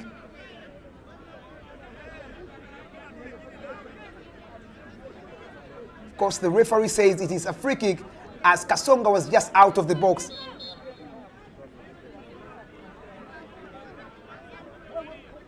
Tanzania progressed to the World Cup under-17, of course, and in the semi-finals, we shall have a number of players joining in from the under-17, most notably Clara Luvanga.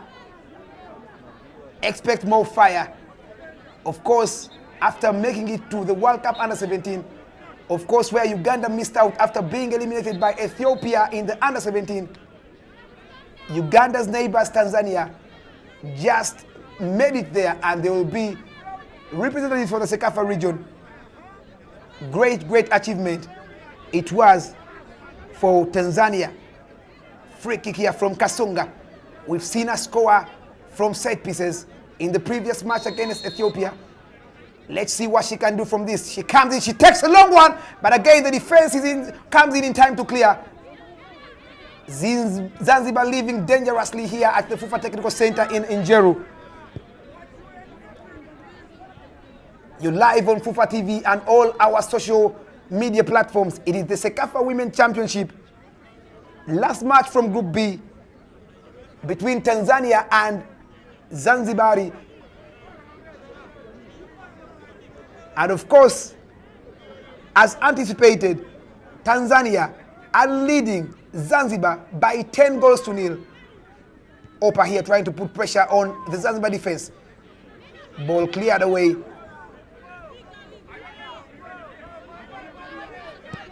Tanzania can't just stop scoring. They know they have to score goals if they are to stand any chance of leading. Captain Ali. Great game here. Ali here.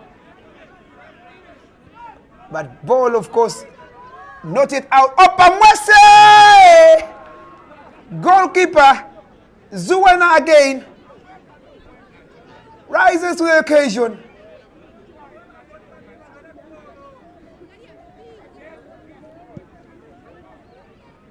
An update coming in from the other game. It is still Ethiopia 2, South Sudan 0. Of course, Rosa Abela, one of the scorers, scoring in the 27th minute from the penalty spot, which means she is joint top scorer, just like Nyonkuru Sandrine of Burundi, just like Fazila Ikwaput of Uganda, and just like Opa Clement of Tanzania. Great ball here, trying to find Mwana Hamisi. Much as many football lovers might be anticipating for the semi-finals, of course, the statisticians are also anticipating for the Golden Boot race. 4 players tied on 4 goals from different nations. Trust me, it will be a great semi-final to watch. Pakamwane finds Mwesa. Mwesa for Tanzania. Mwesa tries to find the skipper, Ali Suli. Ali Suli, great game she has had today. Just like she was in the first game. Ali Mwesa again with a beautiful pass. Mwesa shot from Kasongo. But again, goalkeeper Zuwena Yasin, despite conceding 10 goals, Zuwena Yasin has not yet lost hope, pulling off those heroic saves, just like she has been doing in the previous games. Fatuma Issa Suleiman, great pass it was. World-class pass it was from the skipper, Amina Ali Bilal. Shot from Kasango, but again, Zuwena, just like she has been doing in the previous games, she rises to the occasion. What would the scoreline be if Zuwena Yasin wasn't there? Where would Zanzibar be if the scoreline, rather if Zuwena wasn't there? Pass here for Tanzania, trying to look for goal number 11. But again, the defense of Mutumba Katiba and Mwavita Abdallah Abdilai does well to clear it away.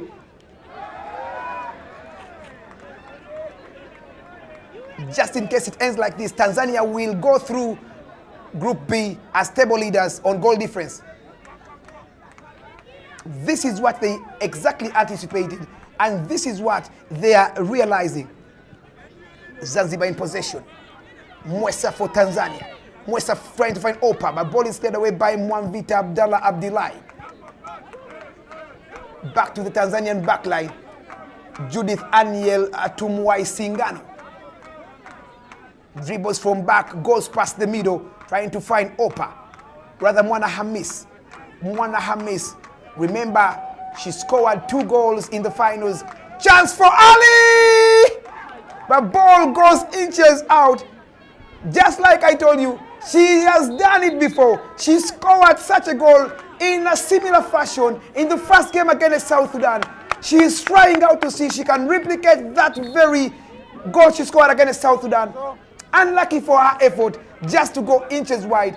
But again, it puts the goalkeeper Zuwena Yasin down. And of course, she will need medical attention. Another water break with just 20 minutes to play here at the FUFA Technical Center in Jeru. You're watching the Cecafa Women Championship here. The last game of Group B. Tanzania leading Zanzibar by 10 goals to nil. We are experiencing the highest scoring match in this edition.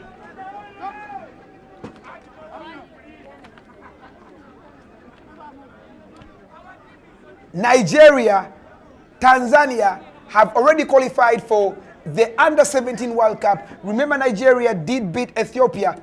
Ethiopia is the nation that eliminated Uganda from the Under-17 World Cup qualifiers. Big chance it would be for the young lads of Uganda had they made it to the World Cup that will be held in India. Of course, a water break here for Tanzania. Highest scoring nation. The happiest man here at the FUFA Technical Center in Jeru, believe me, is Tanzanian coach Mirambo Rabson Oscar. Tactics on point. Team selection on point. Of course, everyone, majority were scared as seeing Fatuma Issa Suleiman being deployed in central defense. But she has not disappointed. Put her in defense, she will rise up. Put her in midfield, she will rise up. She is a versatile player. Talking about versatility, Fatuma Issa Suleiman is the lady, the veiled lady throughout the tournament. Indeed, replicating the football and religion communication on the pitch. Great chance there it was from the skipper, Amina Ali Bilal. And a great shot, but unlucky for her effort to go inches out. 72 minutes played here at the FUFA Technical Center in Jeru. Last action, last group action from Group B. Tanzania leading Zanzibar as anticipated by 10 goals to nil. Goal kick here for Tanzania. And of course, goalkeeper and the captain, Zuena Asin, gets up on time. Of course, after receiving treatment. It's a goal kick to be taken by Agnes Ezekiel Milanzi. Starts it quickly. Back to Agnes. Clears it away. And ball just goes out for a throw-in. Throw-in for Tanzania. Quickly taken. But again, Zanzibar regained possession. Clear the ball away. Straight into the goalkeeper, Gelwa Yona. Quickly starts it to the versatile Fatuma Issa Suleiman. Finds Captain Ali Suli. Back to Jalieth Aniel Tamwai Singano. Finds keeper Amina Ali Bilal. Back into the middle of the park to find Pangamwane. Amina Ali Bilal finds Mwese. Mwese for Tanzania. Mwese trying to dodge one to again finds Ali Bilal, the skipper. Dodges one. What a great flash it was from the skipper, Ali Bilal. But again, ball goes out and it's a throw-in. I just can't imagine where the Zanzibar defenders and the entire team will sleep after this match. Chance for Mwese here to make it late. Greatly missed that opponent. But again, Mwamvita Abda Abdullah comes on time to clear it away. And it's a goal kick for Tanzania. Rather, corner kick for Tanzania. I just can't imagine where the Zanzibar entire team will sleep. If there is any toughest match they've so far played in this edition, without a doubt, it is this match they are experiencing. Remember, they traveled by bus when coming to Uganda. Corner kick from there. Chance for Tanzania. Mwana Hamis. The experienced Mwana Hamis. Looking for her Cecafa, rather her second Cecafa championship. Crossing here from Mwana Hamis. But again, ball well controlled by Mutubwa Katib Ali, and she greatly clears away. Fatuma Issa Suleiman finds Singano. Singano for Team Tanzania. A great long ball trying to find a Gindula Mabanza, but the ball was long and it goes out straight for a goal kick. Zuena Yasin quickly starts it to find Mwamvita Abdullahi. Abdullahi quickly, Zimbabwe on the counter. Zimbabwe trying to find the counter attack here, but again, Suleiman, you need security. Just call Fatuma Issa Suleiman.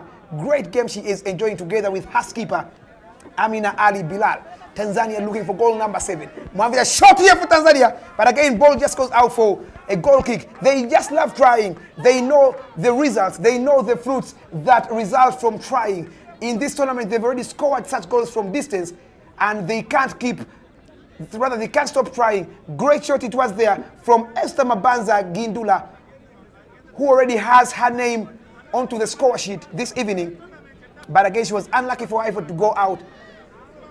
Zimbabwe here on the attack. Said. A great interception here from Opa Clement. Zimbabwe here in possession.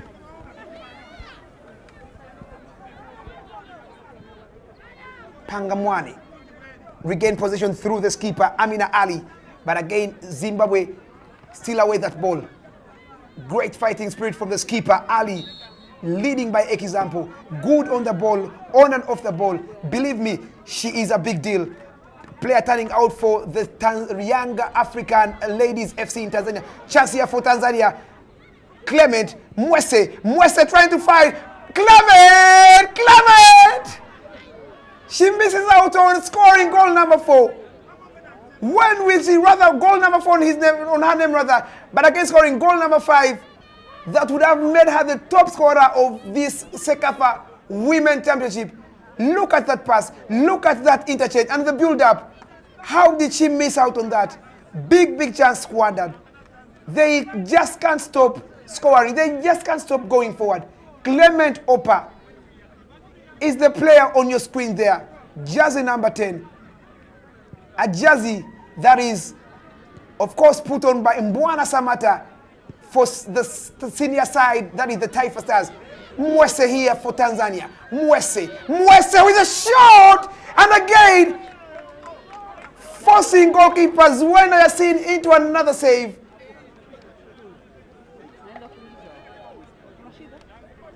She might have conceded 10 goals, but believe me, goalkeeper Zuena Yasin is a big deal.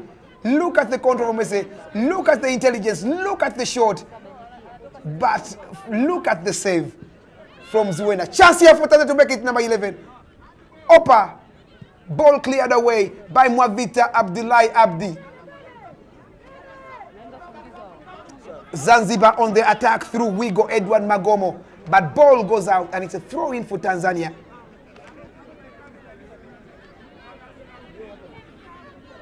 Mwese here in the middle of the park for a long one here trying to find Mbunda, but again ball taken away by Asha Abdul Bakar. Hardly can you realize, hardly can you see Zanzibar possessing the ball, hardly can you see them making 2 to 5 touches. Mwese here beating one, trying to find Mwana Hamis. Mwana Hamis on the move here, dodges one. Mwana Hamis, this possess here. It's a foul. Mwana Hamis brings down Mutubwa Katib Ali, and it's a foul for Zanzibar. It is 11 minutes to play here at the FUFA Technical Center in Jeru. It is Tanzania 10, Zanzibar 0. Substitution for Tanzania. Of course, update from the Kachindu Stadium. Ethiopia have scored their third goal. Again, Kalsa Asnesang, like she did in the first half, scoring their first goal. She has scored again her second goal of the evening. Substitutions here for Team Tanzania as we are waiting for them to be confirmed. It looks to be over here, but Tanzania still needs more goals, basing on the way they are attacking. Zanzibar here on the attack. It is a free kick, of course, confirmation of substitutions. Silva coming on for Protasia. Great game she has had. Protasia Pius Mbunda. A player, Silva, coming on for Team Tanzania. It is a free kick here for Zanzibar. Can they find their first goal and a consolation in this tournament? Not the best of free kicks. Tanzania regain possession. Captain Ali. Ali finds Tanzania here, trying to find goal number 11. Opa. Opa here on the attack for Tanzania. Can she go past the ball? Opa with a cross here. Mwana Hamis!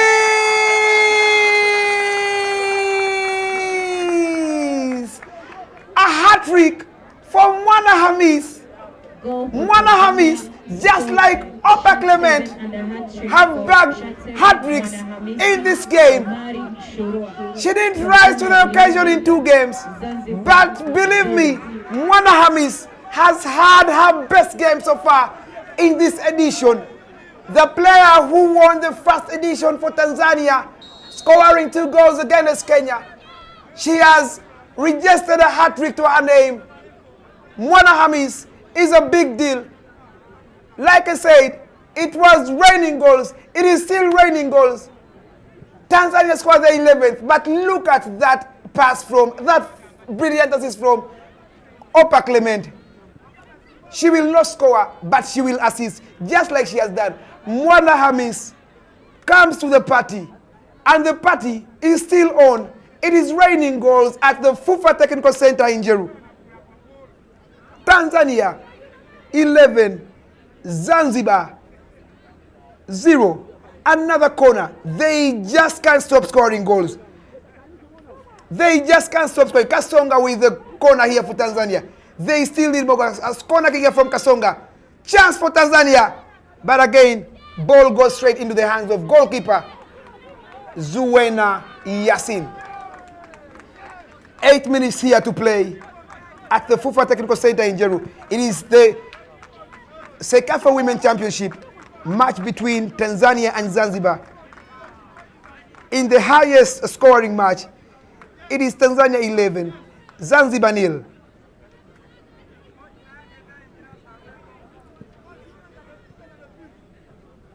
Zanzibar here trying to find a consolation, but again, ball taken away. Tanzania on the move. Mabunda, great ball here to find Opa, Clement Opa.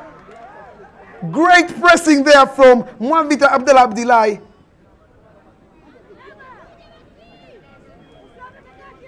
The Twiga Stars are still hungry for more goals. Great pass it was from Kasonga to Opa. Great first start, but again, brilliant pressure put onto Opa by Agnes Ezekiel Milanzi. Pangamwani finds Mwana Hamis. Mwana Hamis here for Tanzania. Mwana Hamis on the move for Tanzania. Back in the middle of the battle for Pangamwani. Skipper Ali Bilal finds the talented Fatuma Issa Suleiman. Suleiman here trying to find substitute Amina Ramadan. Pangamwani trying to beat 1-2. Possession lost. Striker Sinwazi Murisho Omar. But again, she came there in time, Fatuma Suleiman Issa. Tanzania still hungry for more goals, ladies and gentlemen. Throw in here by Fatuma Issa Suleiman, finding Singano Julitha Aniel. Dribbling from back, going forward. Goes past the midfield, but again loses possession. Zimbabwe with the ball here. Asha Abdul Bakar, of course, are trying to launch a long one. Hardly have I witnessed Zimbabwe possessing that ball for 10 seconds, making those passes like on 2-3 occasions. Tanzania here, chance for Tanzania. Mabunda, Kasonga for Tanzania, trying to beat one. Opa Clement scores Tanzania's 12. They are hungry. They can't stop scoring. Ladies and gentlemen, introducing to you the current Cecafa Women Championship top scorer, Opa Clement Tukumbuke. Scores her 4th goal on the evening and scores her 5th goal in this edition. This is becoming a cricket scoring game. This is becoming a mouth-watering encounter. What will I tell my grandkids? This is unbelievable. Tanzania are leading Zanzibar by 11 goals to nil. Zanzibar are being taken to school. Look at that through ball from defender Julia Singano to find Kasonga. Kasonga individually runs beautifully, lays in to find Opa Clement Tukumbuke, who scores a 4th goal of the evening. Look at the control, look at the finish. Great goal it was, a poacher strike. Opa Tukumbuke is the top scorer right now in this edition. Tanzania, the kings of Cecafa, the most successful team in the Cecafa Women edition, are making a statement. They might not have had the best of the first 2 games, but believe me, this is their best game. With a free kick here coming. Of course, Opa Clement, they are brought down by Mutuba Katib Ali. Enekia Kasonga Lunyamira scored in the very same position against Ethiopia. Let's see if she can do the same against Zanzibar. Free kick here coming in from Kasonga. Kasonga coming here, she takes in, but again, ball just goes inches, rather, over the bar. It is 4 minutes to play here at the FUFA Technical Center in Jeru. Tanzania running riot over Zanzibar. It is 12 goals to nil.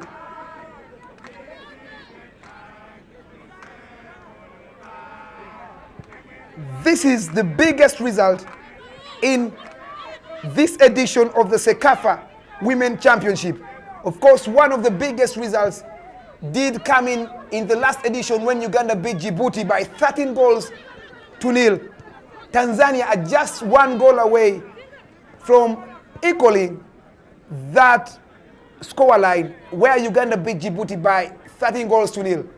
Captain Ali Suli, great game she has had, trying to find a chance for Tanzania. But of course, the referee, the Ethiopian referee, has blown the whistle for offside. Time is going. Believe me, the Zanzibaris would wish this game to end now. But of course, we still have time to play with just 2 minutes to play. It is mother-daughter affair. Great game it is we are experiencing here. Football is a game of goals,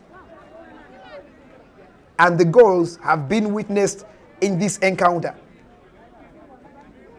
From Mwana Hamis coming to the party, to Opa Clement scoring 4 goals, and now the top scorer,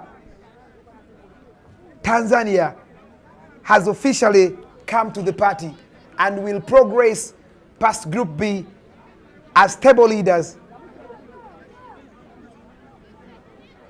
Before coming into this game, they said they wanted to score more than 8 goals. They are already past it, meaning Tanzania will play against Burundi Swallows in the semi-finals.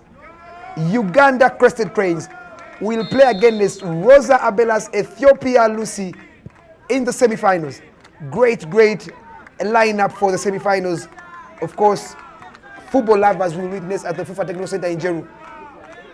Tanzania on the attack here. Mbunda for Tanzania, going past rather Kasongo. Chance here again, but again, ball is well blocked into a corner. The clock is ticking. Time is running.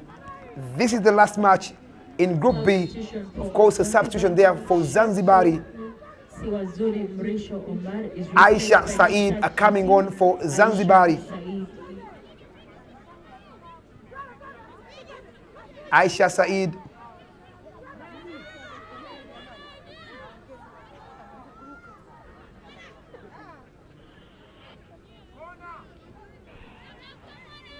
Another throw in here for Tanzania. They just can't stop scoring. Waiting to see how many minutes will be added onto after clocking the 90th minute mark. And it's a free kick again for Zanzibar. Interesting game it has been.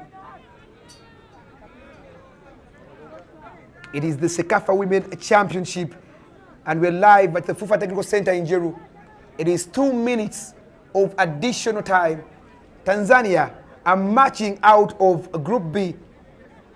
Tanzania are marching out not only marching out, but as leaders of Group B. Their target was to avoid facing the hosts, Uganda Crested Cranes, and of course that called for scoring goals and goals. And that is what they have exactly done. Of course, great gesture there.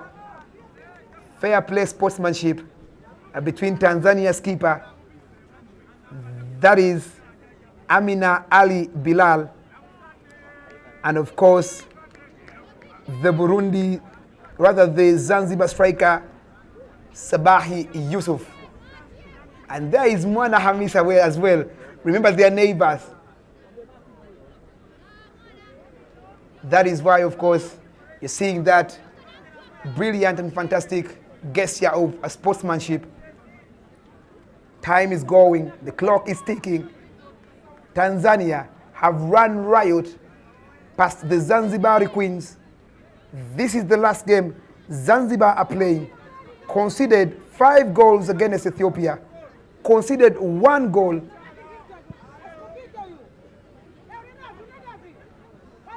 19 goals in total they have conceded.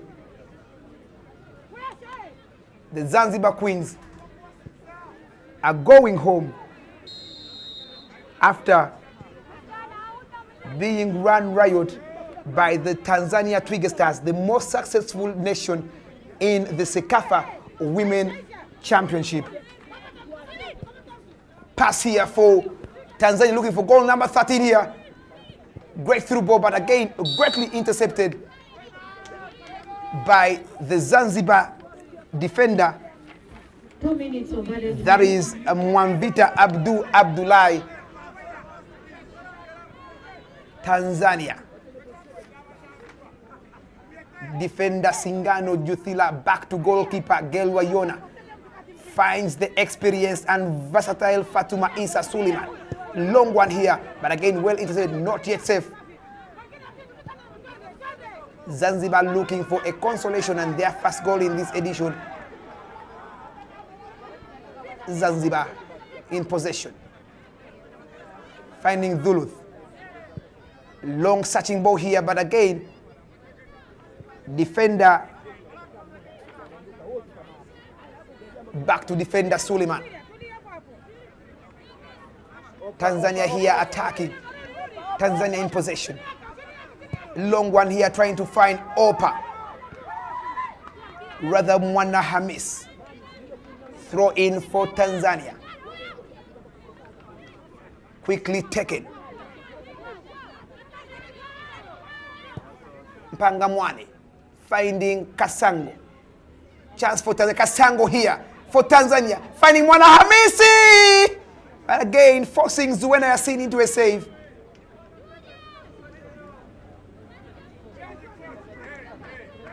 That looks to be the last chance, rather the last attempt for Tanzania in this match.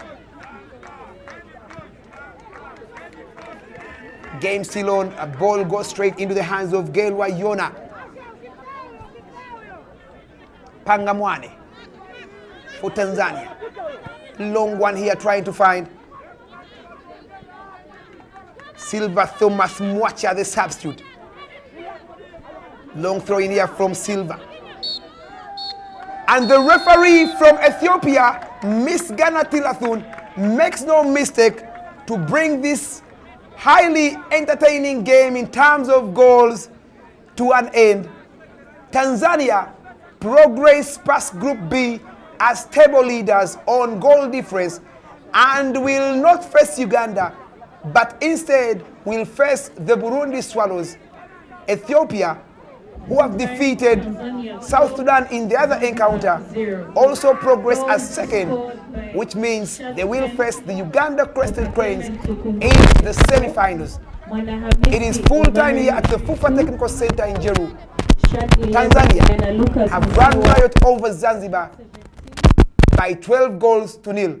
Back to studio for full-time analysis from Tendo and Coach Magda.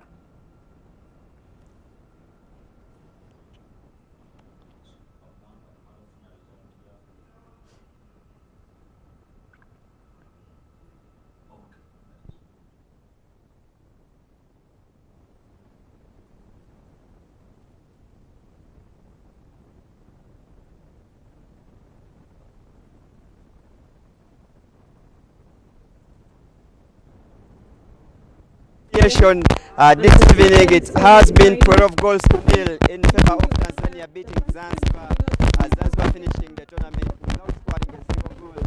And now, of course, they have conceded more than 15 goals. And with me is my colleague Ismail Mivule. Ismail, we're going to discuss what should we expect from the semi-finals, because Tanzania has eventually beat Zanzibar by 12-0, while Ethiopia has managed to overcome South Sudan in the other game that has been played concurrently at 4 p.m. It was 4-0 by the time it was 75, and we had to confirm the final score, but later on we shall be letting you know what was the final score. Ismail, what do you make of the games today?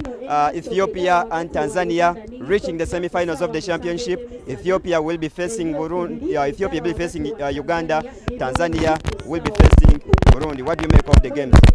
Well, Tanzania had an upper hand in this game, and they have exactly done what was expected out of them. It shouldn't be a surprise. They had to go for more goals because they know it is what they needed to get to top the group and avoid a team like Uganda that has already topped the group with 9 points, and that is what exactly they have done. They started well. They did everything right in the first half, scored 5, and I expect them to get hat-tricks in this game. She has done it. Opa Clement has been clinical despite missing a few chances in half-time. She's now the top scorer of the competition. She has 5. So now they know what to do going into the semi-finals. I'm certain the coach has gotten these combinations, and now he puts himself in a very good advantage going into the semi-finals with such a motivation of scoring many goals as possible to try and go into to the finals of this competition. Well, thank you so much. And that has been the games from Group B. We shall be coming back on 2 days from now. We're going to take two days off, and we shall be coming back with semi-finals. Uganda will be facing Ethiopia, while Tanzania will be taking on Burundi. For now, it's a goodbye from me and the entire production team in Jeru.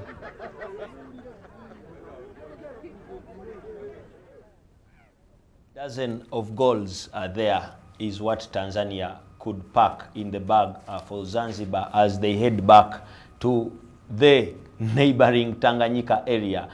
Remember, Zanzibar were part of the Tanganyika region until football and politics are divided to have Zanzibar independent and the mainland Tanzania alone.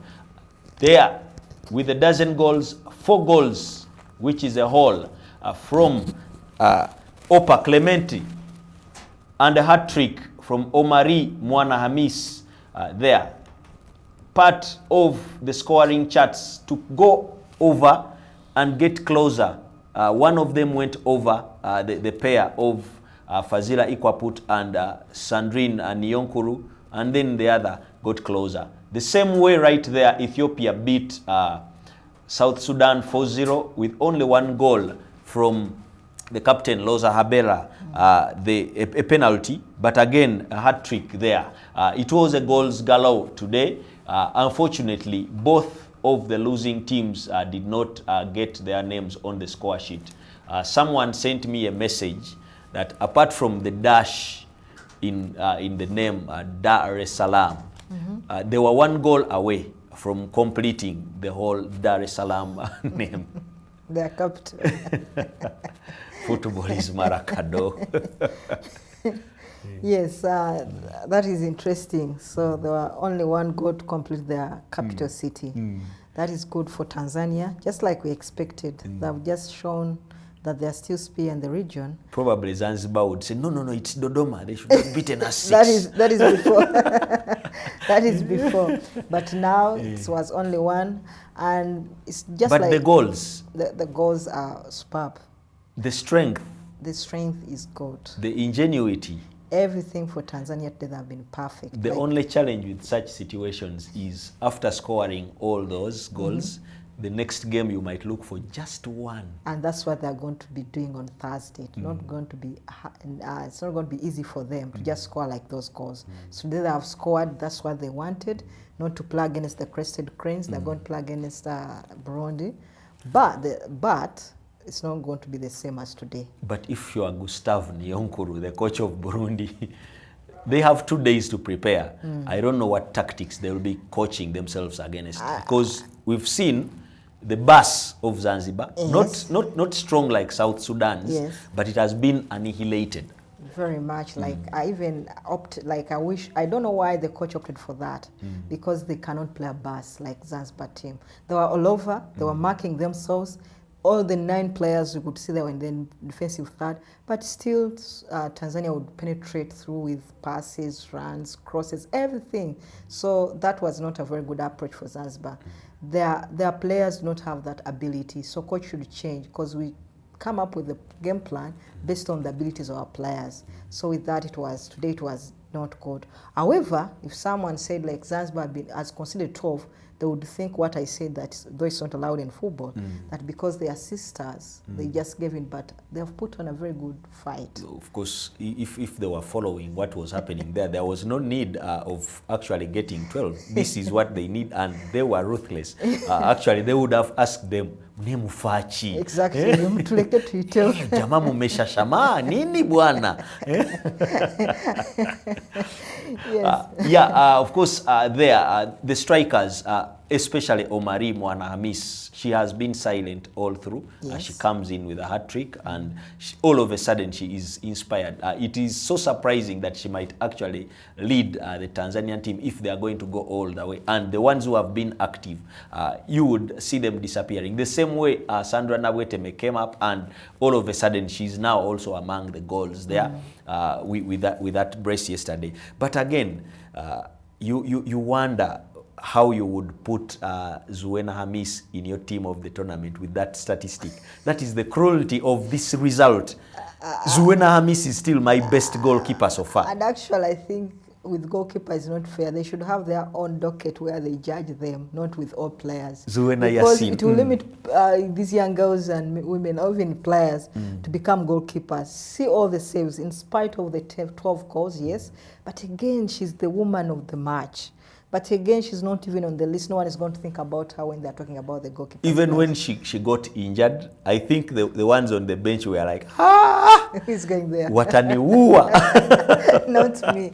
So it's so unfair for goalkeepers. But again, this is the game how it is. But credit to her, and we will have actually to mention her. She has done a tremendous part for her team right from the start. But since the rules are rules, you have nothing, so she's not even going to be mentioned. But I think she's one of the good goalkeepers you have in the region, if they don't have that kind of defense. Every rule has an exception to it. Let us have an exception to the rule.